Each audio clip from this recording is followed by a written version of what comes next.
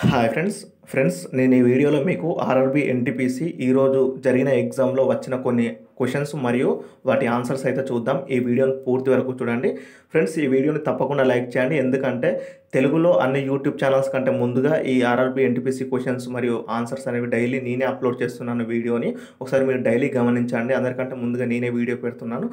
వీడియోని లైక్ చేయండి, నాకు కొద్దిగా మోటివేషన్గా ఉండడం అయితే జరుగుతుంది. ఇక ఈరోజు వచ్చిన కొన్ని క్వశ్చన్స్ మరియు ఆన్సర్స్ అయితే చూద్దాం. మనకు ఆస్ట్రేలియా దేశం యొక్క రాజధాని ఏంటి అని అడగడం జరిగింది. దానికి సంబంధించిన ఆన్సర్ వచ్చేసి క్యాన్బెర్రా. నెక్స్ట్ క్వశ్చన్ ఏంటంటే ఇండియన్ ఫ్లాగ్ రేషియో ఎంత అని అడగడం జరిగింది. భారతదేశం యొక్క జాతీయ జెండా ఉంటుంది కదా, జాతీయ జెండా యొక్క రేషియో నిష్పత్తి ఏ విధంగా ఉంటుంది అని క్వశ్చన్ అడగడం జరిగింది. మనకు ఆన్సర్ వచ్చేసి 3:2 రేషియో. అలాగే నెక్స్ట్ క్వశ్చన్ చూసుకుంటే వరల్డ్ బ్యాంక్ చైర్మన్ ఎవరు అని అడగడం జరిగింది. మనకు ఆన్సర్ వచ్చేసి డిఆర్ మల్పాస్ వచ్చేసి దీనికి ఆన్సర్.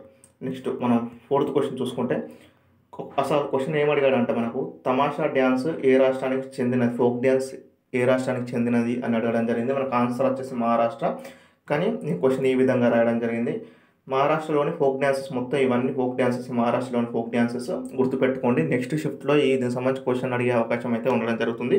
ఇక ఈరోజు షిఫ్ట్లో అడిగిన అసలు క్వశ్చన్ ఏంటంటే మనకు తమాషా ఫోక్ డ్యాన్స్ ఏ రాష్ట్రానికి చెందిందంటే మనకు ఆన్సర్ వచ్చేసి మహారాష్ట్ర, గుర్తుపెట్టుకోండి. నెక్స్ట్ ఇంటర్పోల్ యొక్క హెడ్ క్వార్టర్స్ ఎక్కడ ఉంది అని అడగడం జరిగింది. ఆన్సర్ మనకు వచ్చేసి answer France. Which is the largest lake in the world అని అడగడం జరిగింది.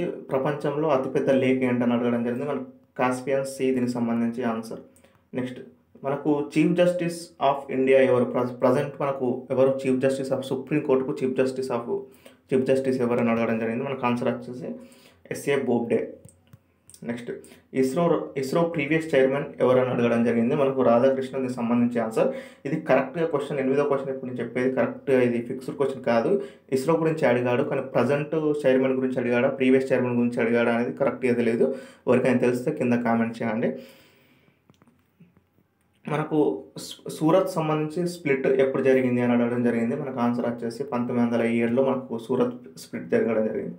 మనకు ఇక్కడ ఇంకో 10వ క్వశ్చన్ చూసుకుంటే మనకు న్యూక్లియర్ పవర్ ప్లాంట్స్ గురించి అడగడం జరిగింది. దీనికి సంబంధించి పర్టికులర్ క్వశ్చన్ అయితే తెలియదు. మనకు వచ్చిన సమాచారం ప్రకారం టోటల్ ఎన్ని ఉన్నాయి న్యూక్లియర్ పవర్ ప్లాంట్స్ ఇండియాలో అని అడగడం జరిగినట్టు మనకు తెలుస్తుంది.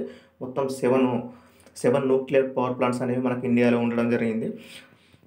నెక్స్ట్ మనకు యూఎస్ఏ యొక్క ఫస్ట్ ప్రెసిడెంట్ ఎవరని అడగడం జరిగింది. మనకు జార్జ్ వాషింగ్టన్ వచ్చేసి యూఎస్ఏ యొక్క ఫస్ట్ ప్రెసిడెంట్.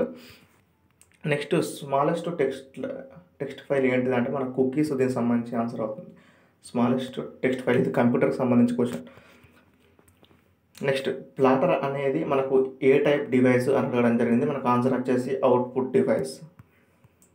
అలాగే మనకు ఫోర్ట్రాన్ గురించి అడగడం జరిగింది. ఫోర్ట్రాన్ అంటే మనకు ఇప్పుడు సి లాంగ్వేజ్, జావా ఏ విధంగా ఉన్నాయో మనకు లాంగ్వేజెస్, కంప్యూటర్ లాంగ్వేజెస్, ఇది కూడా ఫోర్ట్రాన్ అనేది ఒక లాంగ్వేజ్. దీని యొక్క ఫుల్ ఫామ్ ఏంటిది అని అడగడం జరిగింది. మన ఫార్ములా ట్రాన్సాక్షన్ అనేది దీనికి సంబంధించి ఆన్సర్. మనకు T20 విన్నర్ 2007లో T20 విన్నర్ ఎవరు అని అడగడం జరిగింది. విజేత ఎవరంటే మనకు ఇండియా దీనికి సంబంధించి ఆన్సర్ అవుతుంది.